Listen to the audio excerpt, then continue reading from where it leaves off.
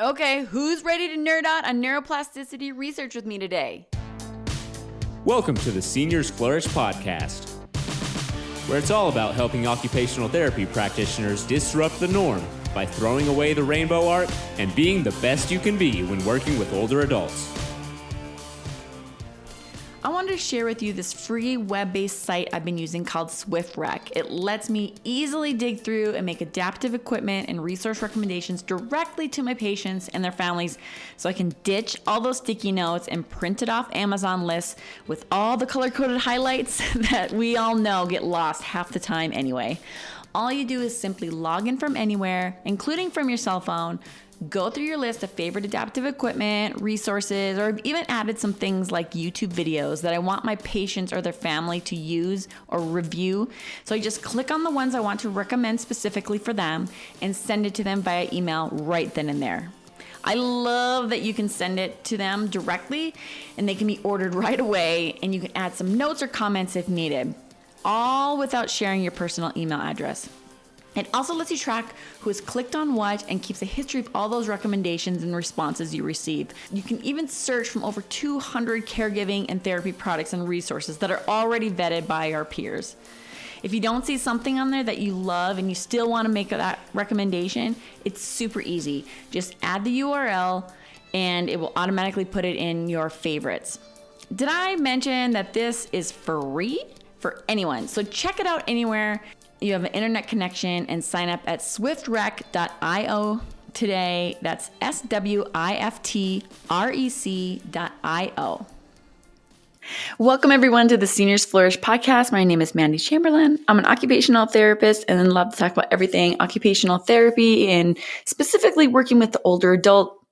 And today we are going to be talking about one of my favorite topics, and that is neuroplasticity. And so I'm talking with Crystal Cabrera. She's an occupational therapist and certified stroke rehab specialist. And we're going to kind of dig into it and look at some of the 10 basic principles of neuroplasticity, and then kind of figure out how can we integrate this research and these principles into our practice. We're going to make it fun. We're going to make it exciting because, neuroplasticity is one of those topics I could totally nerd out on neuroplasticity all day. But we're going to kind of really give really practical little tidbits along the way and saying okay, that's a great principle, but what does that mean for me? And what does that mean for my clients? So welcome, Crystal. Hi, Mandy. Thank you so much for having me. Hey, how are you this morning? Are you good? I'm doing great. How about you? I'm good. I'm excited about this topic. And so, I don't know. It's, working with older adults, we, work with so many clients and patients that have had strokes. So this topic is just kind of near and dear to my heart. And if people listen to past episodes, I found occupational therapy because my gramps had a stroke. And so stroke and stroke rehab is just a topic I'm always wanting to learn more. So thank you so much for sharing your knowledge with us today. My pleasure. I'm also excited because I feel that neuroplasticity, although it's got its biggest recognition in stroke rehab and neuro rehab, I feel like a lot of the principles can be applied in day-to-day life for multiple reasons, multiple ways. It's basically the science of learning and how our brain adapts and changes in response to different experiences. So I'm super excited, and I hope that even those of your followers and the listeners who don't really see too many strokes, they still find how they can apply these principles to their day-to-day clients. Oh, that's perfect. Because that's what we all want, right? We all want to see what's going to work best for our clients. So let's just start by talking about kind of briefly your OT journey. How did you find OT, and what are you doing in the world of OT today? So my story of how I found OT, it's not like a lot of people's stories. I love hearing about how you have your grandfather who had a stroke, and all these people who have very meaningful connections that they found at first with the profession. I love that. Mine was a little more, I was in the right place at the right time. Oh, wow. Yeah, I was in a health strand in a magnet school, and I was actually studying PT aid because it was kind of like a job entry level program, but they wanted to kind of experience or have the students become familiar with anatomy and physiology, modalities, different adaptive equipment.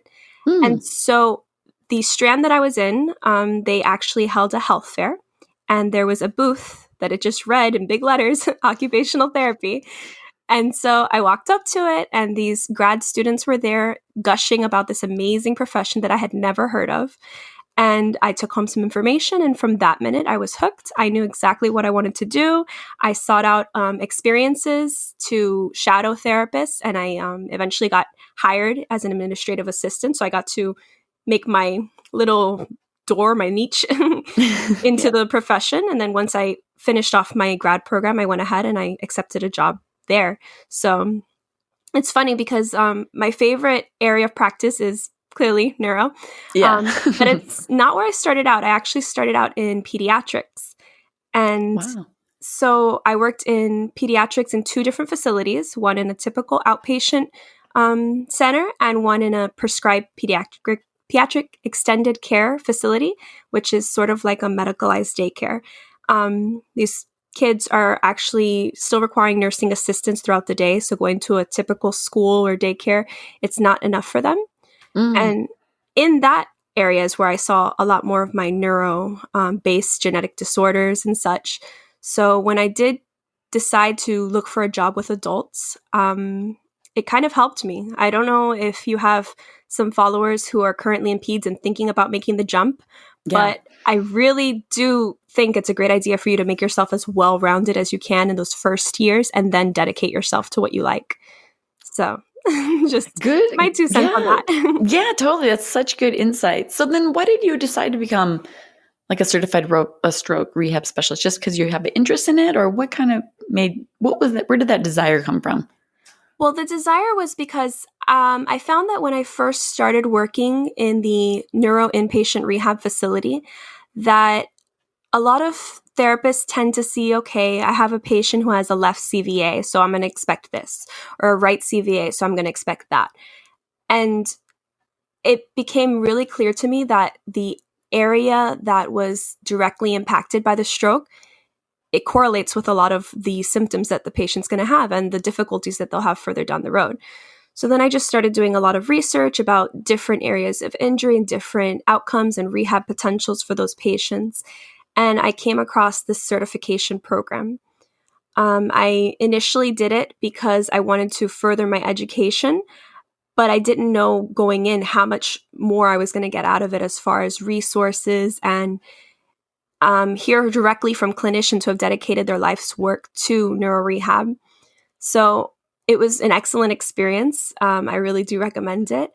And now I get to use my credentials and try and build up the resources available to my clients and my coworkers and anyone and everyone who wants to know about neuro rehab and the ways to promote the maximal functional outcomes. Yeah. Wow. I know people always ask a lot. People ask a lot about specialty certifications and if it's worth it, or do you know what I mean? Those types of things. Mm-hmm. And it sounds like it was worth it to you. Like you're glad you did it. Definitely. It's very evidence-based. So there are other certifications that I won't say specific names, but people will go and they'll do them. And they're also very valuable in integrating into your practice. But this was more of a broad overall stroke rehab. So we weren't just talking about a certain treatment style. They were also talking about different applications. What is pushers? What is visual field cuts, hemianopsia? And what are the optimal treatment strategies that are supported by evidence-based research and how you can help your patients get better? That's really cool because I've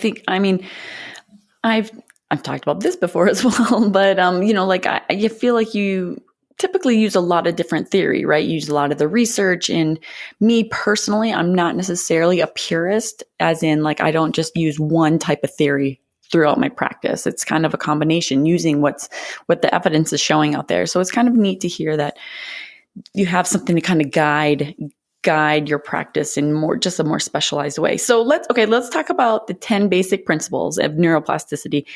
And let's just start off like, if this is a new concept to people, if they're kind of like just getting into the world of occupational therapy and stroke rehab, in general, what is neuroplasticity?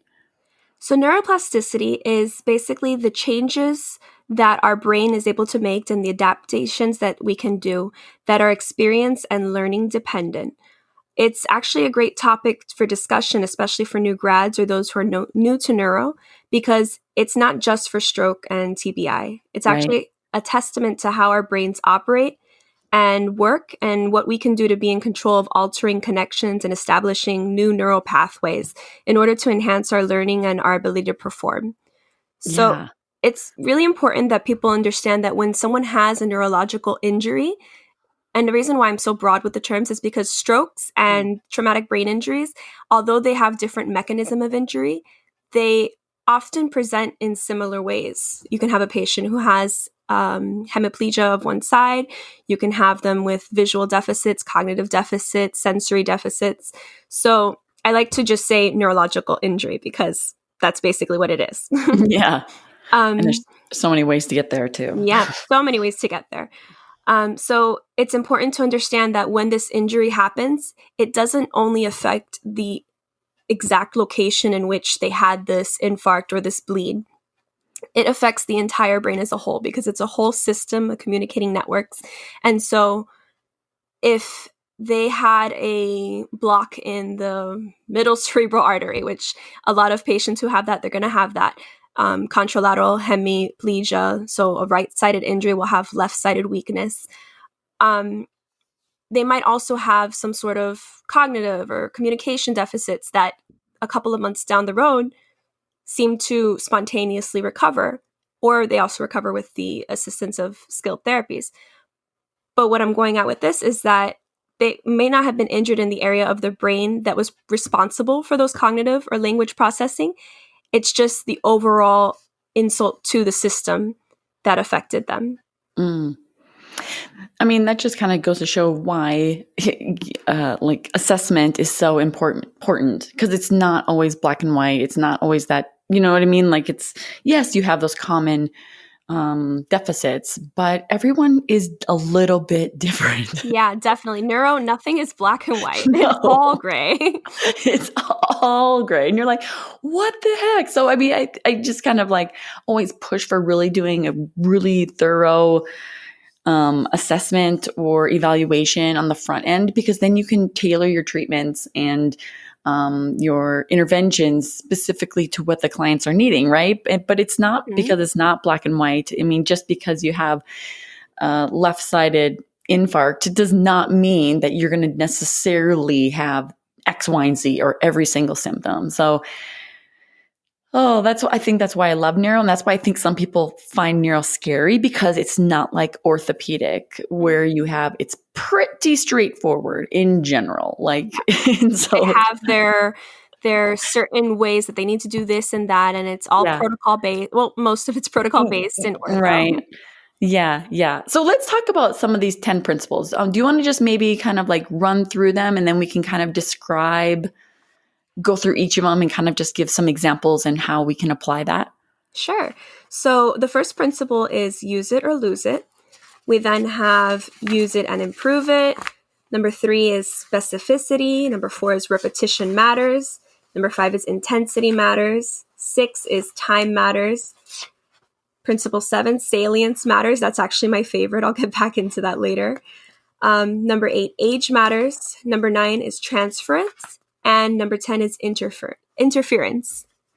And we'll put, and this is from, I'm trying to look at my little note, Principles of Experience-Dependent Neuroplasticity, Implications for Rehabilitation After Brain Damage.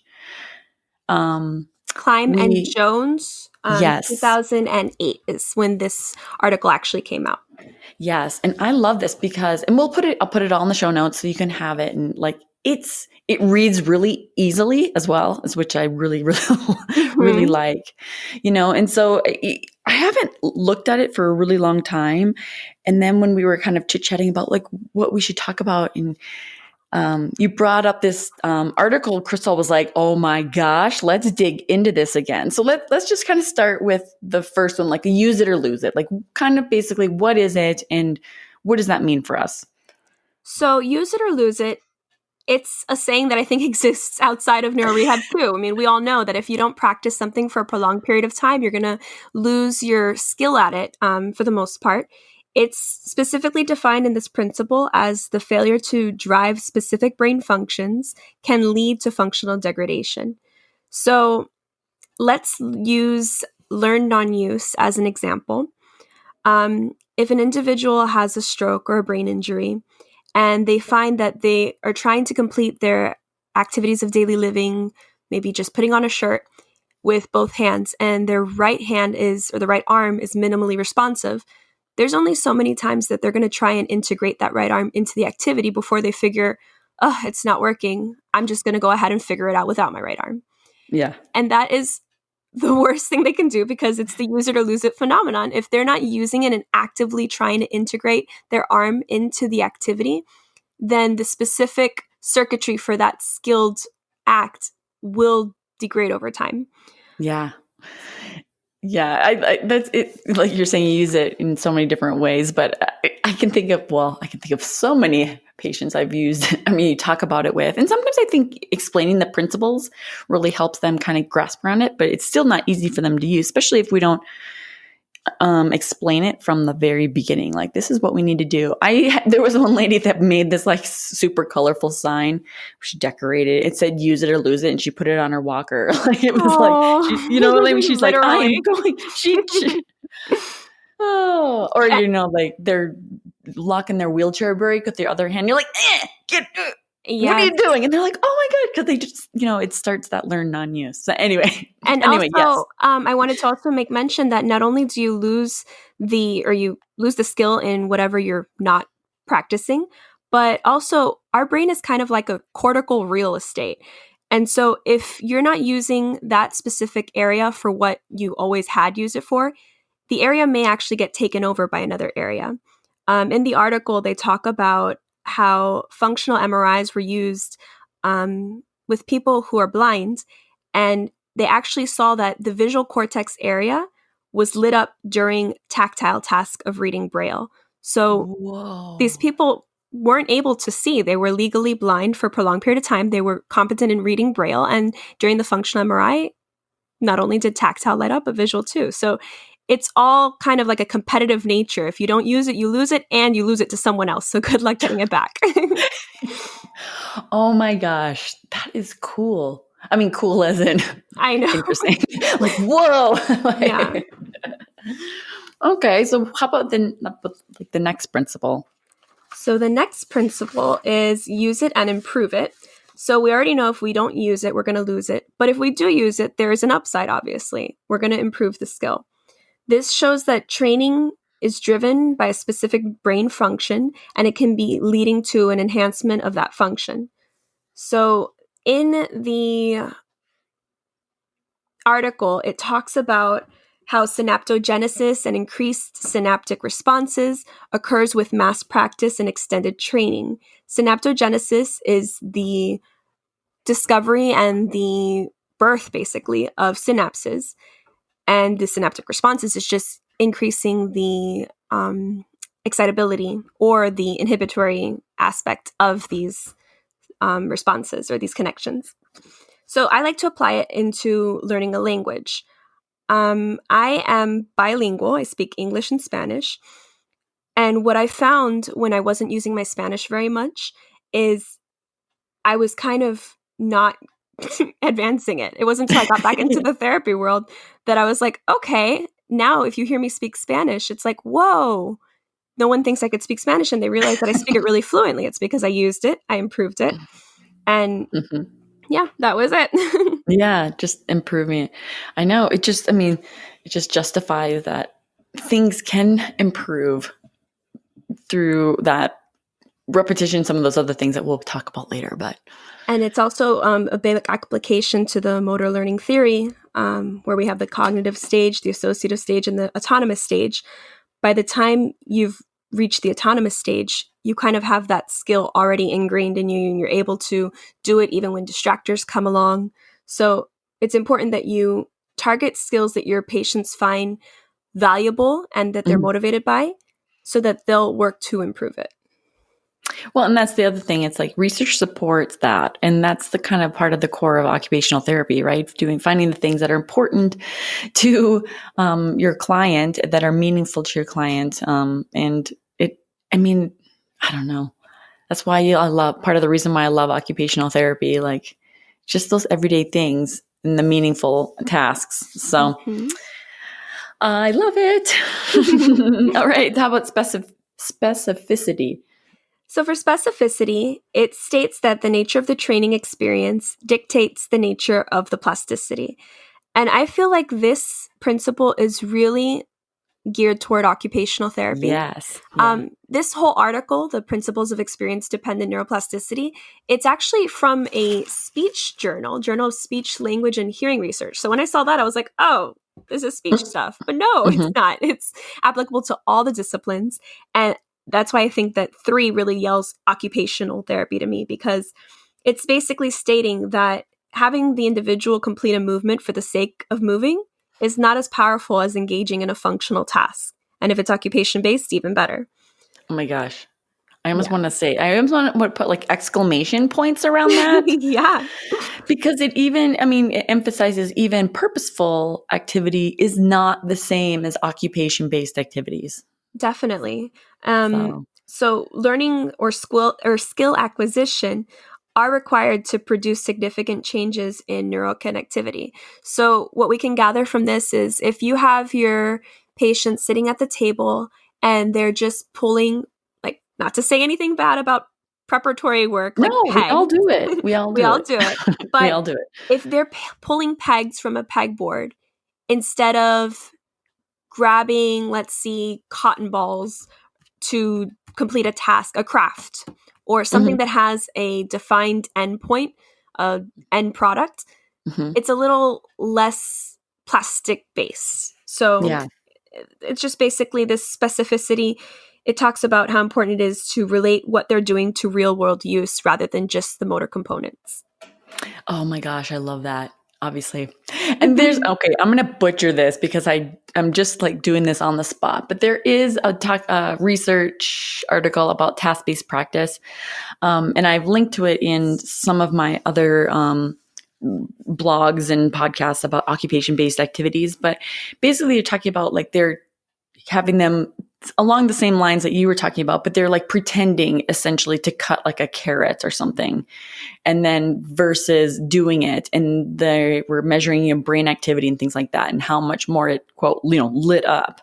And it's just like, they're doing the exact same motion, right? But it's crazy that see, I can't even get the word out. I'm so excited about it. How it really makes a difference. And I'll also kind of throw in the show notes, I have a blog post on occupation-based kits and how you can integrate that into some of your practice. So they have some things you can kind of just grab and go. It's not for everyone, but for the right clients, medication management kits and things like that. Like have it easy. It's so awesome how easy it is to make those kits with the stores. And I don't know if I'm allowed to say a specific store name, but the Dollar Tree, it's just crazy how much you can get done in the Dollar Tree. Yeah. And a smoking deal. Yeah, definitely. Okay, so let's go on to repetition. Okay, so for repetition, it states that the induction of plasticity requires sufficient repetition. And some forms of plasticity, they do require the acquisition of skills, but more importantly, it needs to have continued performance over time. The more you repeat your task or the exercise or whatever it is that you have your patient performing, the more likely it is that they're going to increase that synapse strength and the numbers, as well as reorganize the cortical map, like we talked about earlier. Something that I think is super important to mention in this principle is repetition has to occur outside of the therapy hour or the therapy day. It depends on what area you're working in. If you work in acute care, you tend to be a little more limited in how much you can be with the patient. So this is where teaching home exercise programs and home activity programs really comes into play.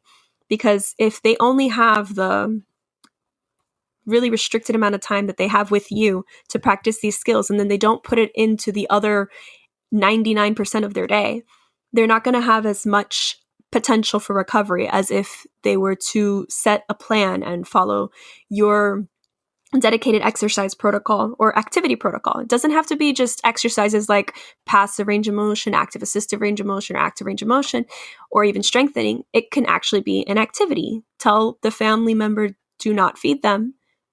I want them to try to feed themselves.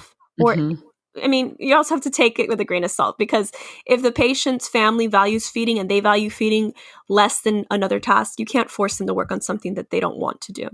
But Right. I feel like everybody wants to feed themselves, just like everybody wants to clean themselves after going to the bathroom. So those are the really The true basics. Yes, Like yes. dressing, sometimes, but in Exactly. general, you're exactly right. And I love that you talked about activity home programs, because I personally don't think people do that enough, and integrate some of those occupation-based activities. But it's such a neat way to have that carryover of those basic principles.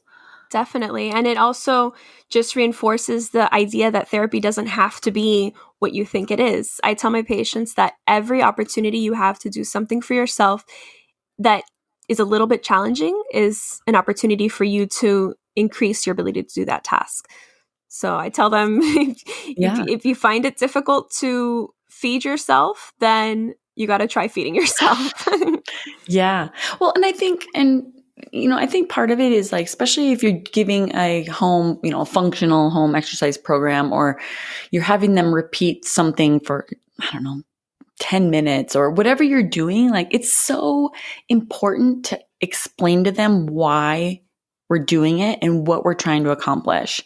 Because, I mean, you can be like, okay, we're going to be, putting these groceries away in these cabinets. And then you'll be like, okay, we're going to do it again. Or we're going to take them out and we'll do them again. Or, whatever. And people are like, okay, well, why am I doing this over and over and over? People, for whatever reason, feel like it's okay to lift a 2-pound weight over and over and hardly even question it.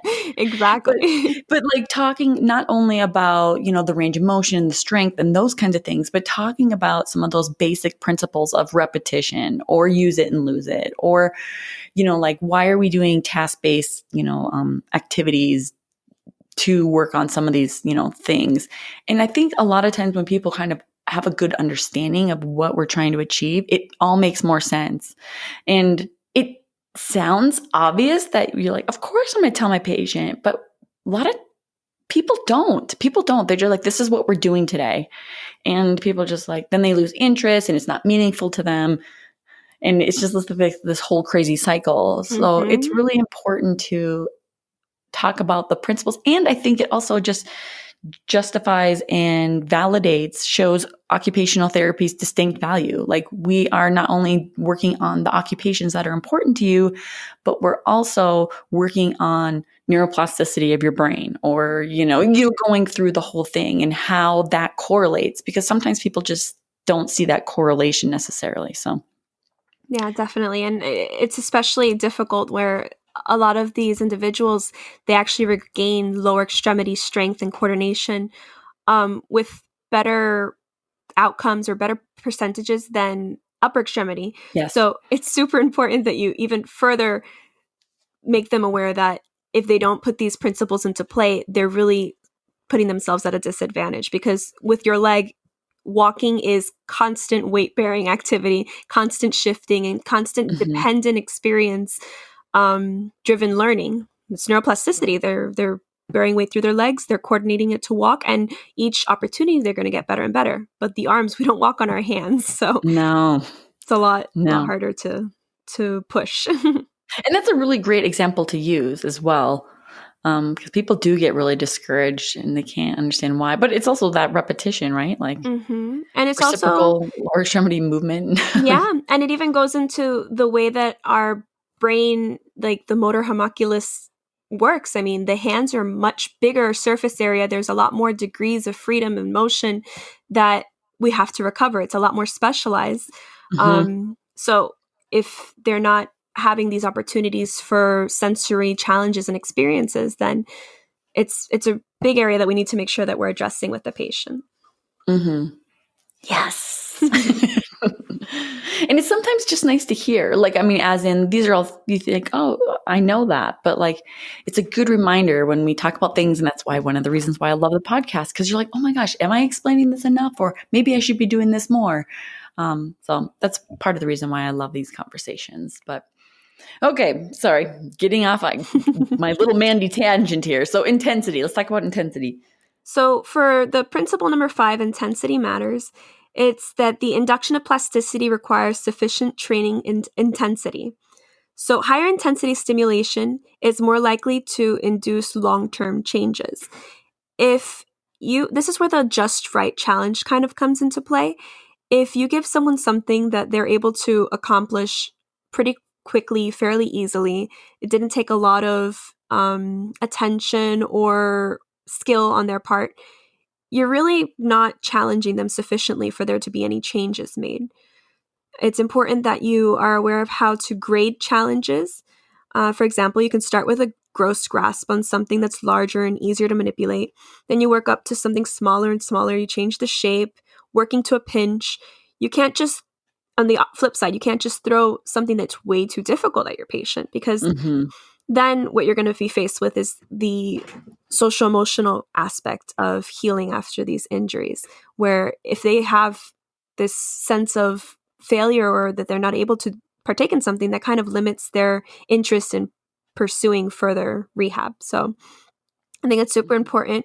And the intensity, it just has to be consistent enough and graded well enough that it's challenging but accomplishable, even if it takes longer.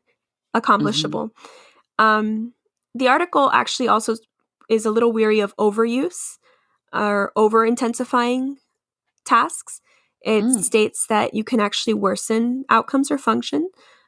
Constant feedback is important for the patient then. So if you see that they're struggling, you can ask the patient, so what do you think is the issue? What do you think we could change? How can we modify your approach, or how can we modify the task so that it's more accomplishable? And having that dialogue, it not only, one, shows them that you care about their success, but two, it provides them with the opportunity for success. Yeah, totally. I mean, and the other thing is like we're, so trained to grade, which I think is super important, right? Like we want to grade it, make the task harder, make it easier. But I think it's just like you said, you knock the nail on the head. It's like you have to make it challenging, but not too hard. If you're not challenging, there's no changes being made. And they get bored. And they get so bored and they're like, what is the point of it? I mean, how many times have you talked to people and they're like, oh, I'm using pegboard. My patient's using pegboard. My family member went to therapy and they're using a pegboard and they're just sitting there moving like, what is the point of it? One, are they even being challenged? Two, and it's just like, you need to have that intensity to make those physical and cognitive changes, the brain changes. So don't forget about intensity, people. You can do it. And actually, you do have a podcast that I listen to that goes into great detail with 2 of these principles, and that is repetition and intensity. So I really, really do think it's a good idea for any of the listeners to go back and listen to those, because it was awesome. Yeah. It's called Repetition and Intensity to Increase Motor Function After Stroke. So the guests were Lauren Sheehan and Lauren Souders. They do research and they work for a technology company trying to figure out how can we increase repetition and intensity, like when not in the clinic, but also at home. Like how do we help them accomplish that? Because we're not there to cheer them on and to do it with them. So I'll link that as well. But yes, that one is really good. And it really kind of digs into the research and really gives specifics on some ways to work on that. So I love that one too. Okay, so for the next one, we have principle number 6. It's time matters. So I think that those of you who work in neuro rehab already know the importance of time. It's very important that after someone has a stroke or a traumatic brain injury or any insult to the brain, that they get the appropriate services, because time wasted, it's just not good. I mean, yeah. different forms of plasticity occur at different times during training. And it's actually a whole process. It's not just a single measurable event. So we can't say that someone is going to come out 100% rehabilitated if they're seen day 5 after the injury versus day 20. We can never guarantee that. But it's just a general working piece of knowledge that the sooner we get in there, the better for the patient. I actually went into this process a little earlier when I was talking about the disruption of function in the brain. I just didn't get to say the name of the process. So it's actually called diaskesis, and it is where there's a time-dependent disruption of function and a long-lasting functional change, such as altered cortical excitability. So that's just saying that initially after the brain injury, we're going to have some sort of altered excitability of the brain as a whole. And so we need to get in there, start with our education, our supportive positioning, our range of motion in safe fields. And I say safe fields because if somebody is completely hemiplegic on one side of their body, we really need to be careful with how much range of motion we go through, especially with the shoulder. You can unintentionally cause an orthopedic injury or nerve impingement. So it's important that you educate your patients and you educate their family members to prevent further disability or subluxation or any of these things that are pretty preventable. Yeah. I think kind of just talking a little bit about time, I think what's hard is that it's not so black and white. Yes, you're exactly right. And, the research says we need to get in there. We need to start the stuff earlier than we actually are. I mean, the research is also supporting repetition and intensity needs to happen in acute care. And it's hard because you want to try to do some of these things like adaptive because you want them to feel successful and feel like more independent, which yes, we need to be doing that. And it's hard in acute care because it's like fast, right? We're clipping through we're trying to get as much done through see as many patients as we can, but how important that initial repetition intensity is.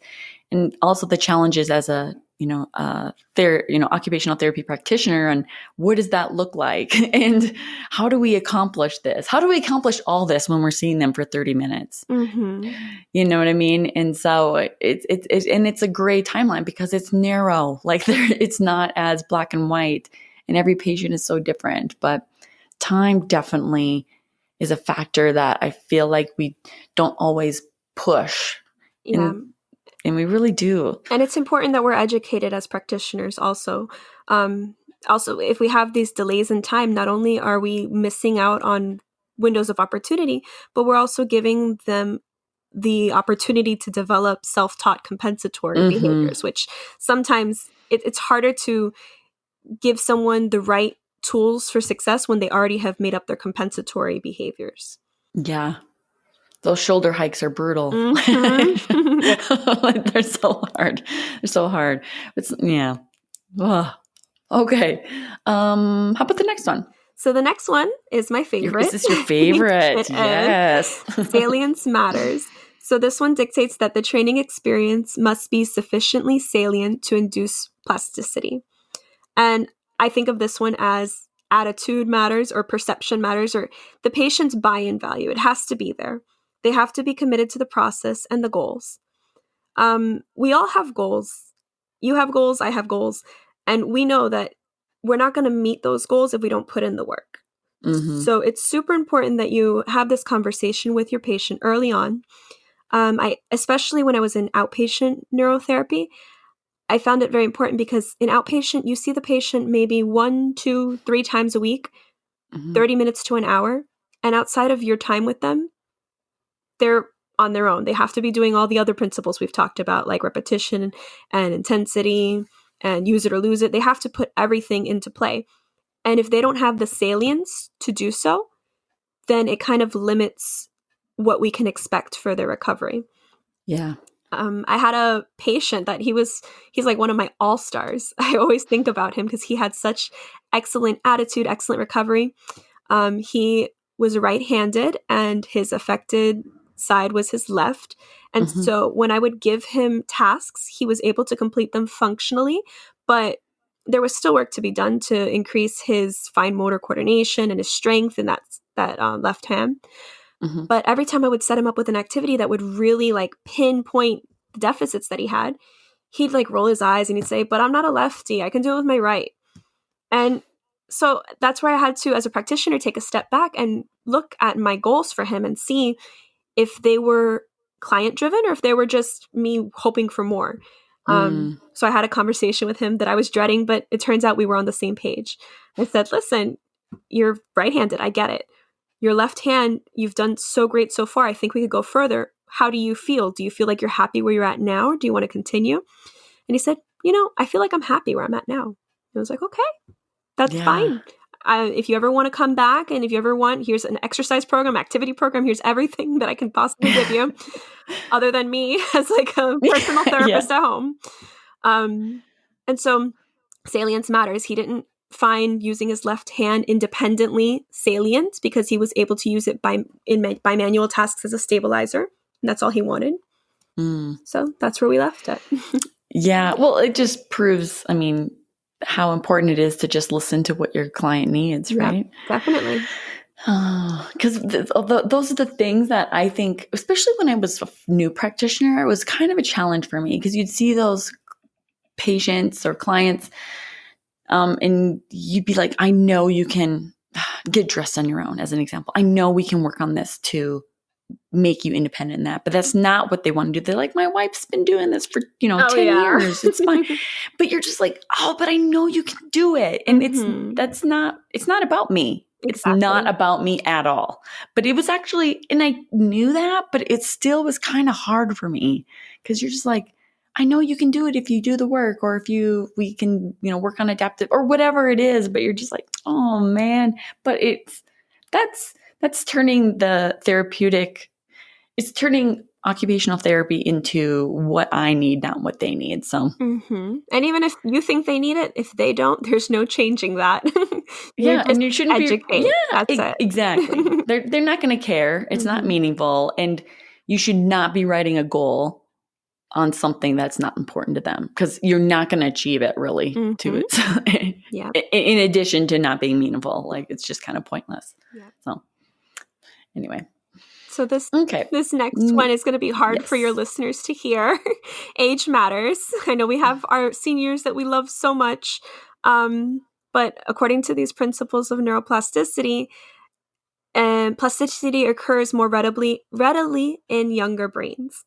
So all that I can say as a takeaway from this is I don't want people to go and become an ageist and say, "This lady is too old. She doesn't have potential." That is so far from the truth.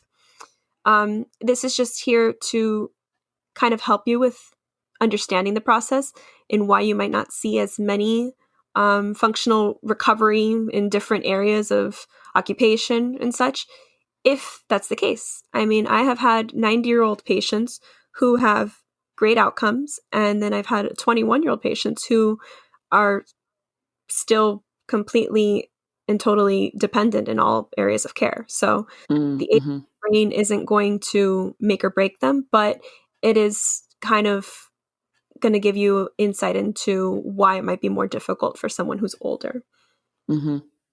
Makes complete sense, though. Yeah. And there's something interesting that the article had said about the onset of dendritic sprouting is 5 to 10 times longer after a lesion in young, it was rats, the test subjects, so young rats versus old rats. So the process takes place as a result of neurogenesis. There are parts of our brain that sprout new neurons, and then they're all over our brain we have where we could sprout new synapses. But this sprouting, if it is going to occur, it takes a lot longer for some of our older individuals. Gosh, the brain is so amazing. It is. And also, it's important to note that education and lifestyle before heavily influence this principle. So you can have two individuals who are the same age, but if you have someone who's fit and took care of themselves and exercised well at age 50 versus someone who was very sedentary for most of their life, that's another way that they could be affected or versus not. Yeah, makes complete sense. Gosh, just all that. I love that, all the preventative care research that's out there as well. And so Preventative care and even aging in place, like they're very important.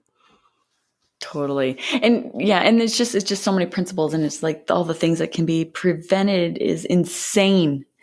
And how hard it can be for lifestyle change. But that's why they have a lot of these programs. And that's why I think that's such a key area of occupational therapy, expanding on some of that, the lifestyle redesign, all those different things to kind of really help people age well.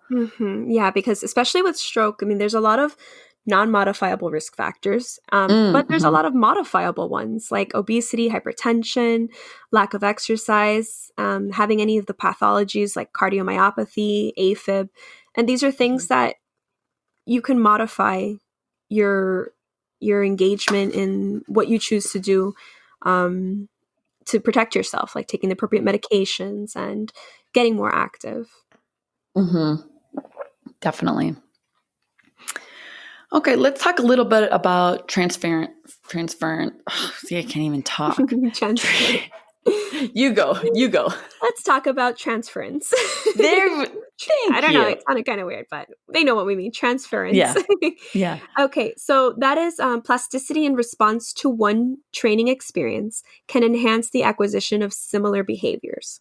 So it's not stated that this is like generalizability, but I kind of read into it that way, that you can learn one thing, and then once you've got that down pat, it kind of sets you up for success with another thing. You can generalize some behaviors. Specifically, it says that change in function as a result of one training experience can lead to learning of similar skills. And the article talks about additional modalities that you can add into rehab or additional tools. Have you ever heard of transcranial magnetic stimulation? No. Should I? And it's so funny because when I did this Certified Stroke Rehab Specialist training, that was the first time I had ever heard of it. But this article from 2008 talks about it, and articles that precede this article talk about it. So say that again. What was it called again? Sorry. It's called transcranial magnetic stimulation. And then transcranial. Okay. I'll explain what it is. Yeah. So transcranial magnetic stimulation, it's a non-invasive form of brain stimulation in which a changing magnetic field is used to cause electric current at a specific area of the brain through electromagnetic induction. And it sounds like super sci-fi and super in the future, but it's happening now.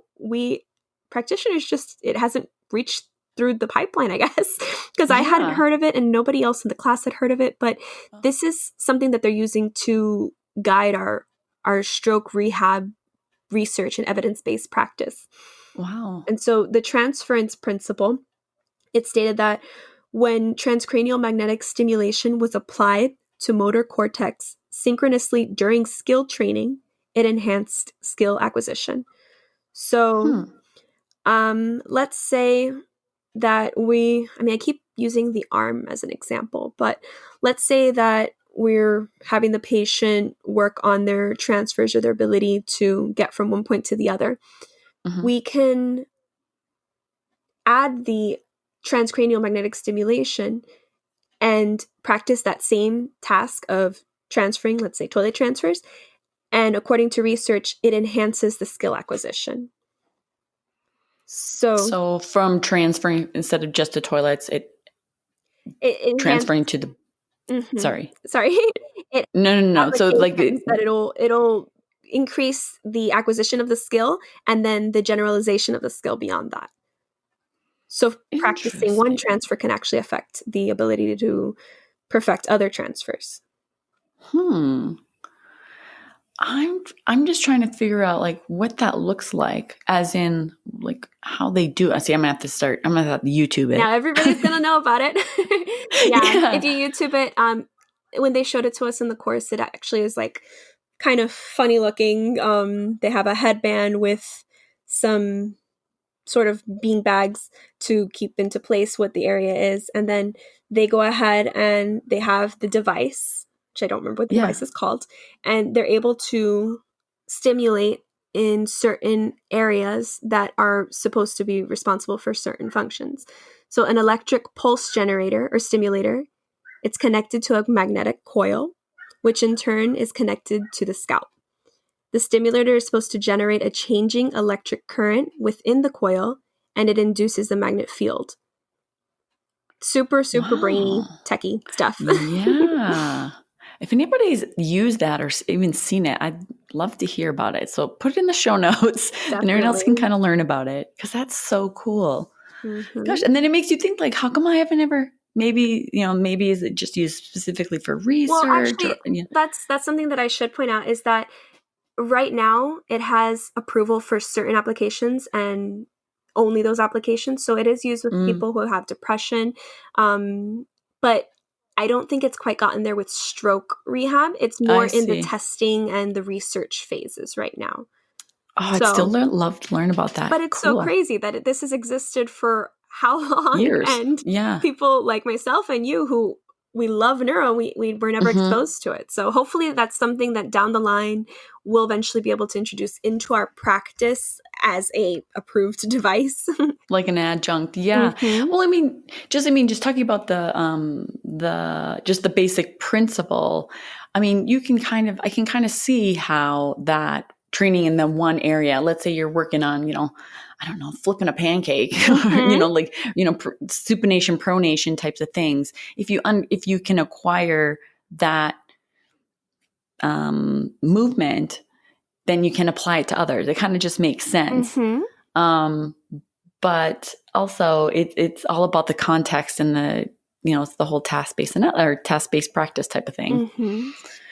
So we're already at number 10. I So number 10. know. We're at number 10, and that's the principle of interference. So, this principle is responsible for stating that the plasticity in response to one experience can interfere with the acquisition of other behaviors.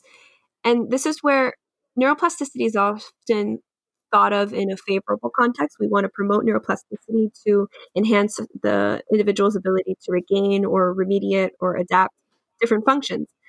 But this is an example of how neuroplasticity can actually hinder engagement in performance. Learned non-use and compensatory Mm. behaviors, these are also neuroplastic changes that our patients' brains have made in order to get through the day, get through their tasks. So it brought this behavior on, and now to undo the behavior, it becomes a little more difficult.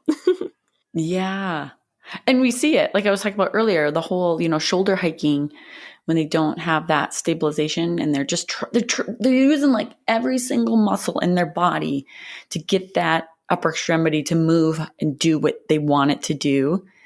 And, you have all these crazy shoulder hikes and compensatory movements. And it's so hard to normalize that movement after they've been doing it for so long. I've seen patients in outpatient, because people can make changes and have progress in even the chronic phase of, post stroke. Definitely. But to those compensatory movements and things like that are really, really hard to break. And there's also, this would go along with the saying that practice makes perfect. It's actually not true. You have to think of it as perfect practice makes perfect. So if you have the person engaging in a task and they're using all these compensatory patterns, you see lateral trunk flexion and shoulder hiking and like fixing of the proximal stabilizers, it might get the job done, but is it the most functional approach? Not necessarily. So it's important that we optimize the learning conditions so that we can kind of break down these interfering neuroplastic behaviors to build upon a higher level and more appropriate functional measures. Gosh, so articulately said. No, it's so true because even trying to explain to, a patient and saying like, I'd rather actually not have you reach to the top shelf. I'd rather have you just, reach to the bottom shelf. If we do it, we have better movement. We have better quality movement. We have better quality over quantity, I guess, in a kind of butchered term. You know what I mean? Like trying to get them to understand those concepts. But it's hard because they're like, I can do it. And they do kind of want to muscle Exactly. through. They want to muscle through. And I get it. I think I'd be a stubborn little stinker if I Oh yeah, definitely. I know I would be too. Because you just want to be successful. You just want to get it Yeah. done in your way or whatever way. But then the therapist comes and says, no. Yeah. Yeah. Don't do that. Yeah. It's like, how many times have you heard, better this than nothing. Okay. Yeah. But we have to work on those movement patterns and look at that quality of movement. Oh man. It's, and that's why education is important. Talking to your clients about what you're trying to achieve is important. Having fun is important because, obviously, depending on the client, some people are like, they have that good salience and they have that good attitude and they're positive. And then, this is a journey. When people have had a stroke, it's a journey, and you have your ups and downs because you make progress or you don't, or it's the whole, mind-body connection. Like if it's just hard to cope with, it's like the whole thing it's a cycle, and it's crazy. But, like talking about these basic principles, I love that you were able to give a lot of kind of little examples on how we can integrate that into our practice. And I think the challenge is for a lot of people is that it's not like, okay, the intensity, the research is not, it doesn't say you have to do it for, 45 minutes every single day, or you know what I mean? Like it's kind of, not so definitive. It's kind of, yeah. it's really client based. I mean, you have to take into consideration everything. You're just saying you need to do more. You're like, okay, well, we'll do more. And you listening to that podcast about repetition and intensity. And I don't really know all the stats right off the top of my head, but basically they're talking about, they were measuring like how much repetition we were actually doing in like a 30-minute treatment session. And it's not very much. No, definitely not. Like you feel like you are, because we're doing so many things. You're educating and you're working on all these different things. And then you're actually not doing as much as you think. So it's like having those home exercise programs and those functional programs and things are so important. Definitely. So what would you say is kind of like, people are like, okay, I am ready to integrate some of these into my practice. I'm going to try doing some more of these with my patients. Is there something that you feel could kind of get them on the right track? What do you think would be a good first step if they're not doing some of these things? Like, because you're like, I have 10 principles I have to implement. Like, how the heck am I? Well, the good thing is a lot of them kind of feed into each other. What I found helped me, I actually came across these. I probably came across them in school, but we come across so much in school that so much. you kind of tend to lose some of the resources that you have. And then when you rediscover, you're like, oh my God, it makes so much more sense now that I've been practicing. Yes. So what I had done was I had a patient who I knew that neuroplasticity was something that she needed to be educated on. And so I printed out the 10 principles and I went over them one by one with her. And I told her, this is what you need to do. This is what we need to do. Because a lot of it's not just practitioner based. A lot of it's the patient needs to be aware and they need to be putting into practice as well. Like you said, it's a process. It's not going to be, okay, in 2 months, I'll be back to where I was before my stroke. Hopefully patients do have quick recoveries and complete recoveries. But the reality is that it's not so clear what outcomes that we have. So we need to do everything we can to maximize the functional potential that we can see. So for the practitioners, I would say to just have this in your office, have it easily accessible so that you can pull it out and talk to your patients about it. A lot of them are really clear, straightforward. And then the ones that you might be a little less likely to remember, just leave yourself some little notes somewhere quickly because you don't want to go and introduce it to your patient and be like, what's this one again? I feel like in occupational therapy, we really have a unique perspective in applying the principles of neuroplasticity to our treatments and our assessments. And it's super important to empower your patient and let them know that they have all the power in the world to allow these changes to happen. I mean, I love when my patient says, oh, I got so much better because you did this. And although I love hearing them give me all the credit, I tell them, no. Yeah. This is not me. This was me guiding you, but you taking the steps and you doing it. So Yeah. be proud of yourself. Definitely. Oh, it's so true, Crystal. I mean, they're the ones doing all the hard work. We're just there to help guide them and tell them what they need to do. And that's, I think, also kind of a mind shift sometimes, because a lot of patients understand that, but some patients really just want you to fix them, and really having that open relationship, using therapeutic, have your therapeutic relationship, talking about it and having them understand that this is a team, as in I'm your guide and you're the one doing all the hard work. And also getting the family members involved and telling them that they're part of that team for sure. Mm-hmm. Oh my gosh, thank you so much for sharing this with us today. It's such a good reminder, and it kind of just gets my wheels turning a little bit and like saying like, okay, how can I be doing this a little bit more? No problem. I'm so excited. I'm glad you were inviting me onto your show, and I'm glad that I got to speak with you today. I had a great time, and I hope that your listeners really get to take away and put this all into practice. Perfect. So I will be adding tons of resources and kind of linking some of those, occupation-based kit ideas, some of the old blog posts about repetition and intensity, and a lot of that, if you really love the nitty-gritty research like Crystal and I do, we'll be adding those in as well. I mean, Crystal is on Instagram at the Brainy OT. That's such a great handle. Good one, Crystal. And so if anybody has any experience with any of these principles or would love to share some of their ideas and passions about this topic, please be sure to check out the show notes, add some comments. We can all learn together. We're all in this together. So thanks, everyone. Thanks again, Crystal. And thanks, everyone, for listening. So until next time. Do you feel like you're navigating the OT world without a map? Not feeling confident or competent in your day-to-day treatments and struggling to apply your knowledge clinically? Then be sure to check out the Seniors Flourish Learning Lab membership. It has all of the treatment ideas, patient handouts, clinical resources, community support, and mentorship you need to succeed. Join today at seniorsflourish.com/learninglab.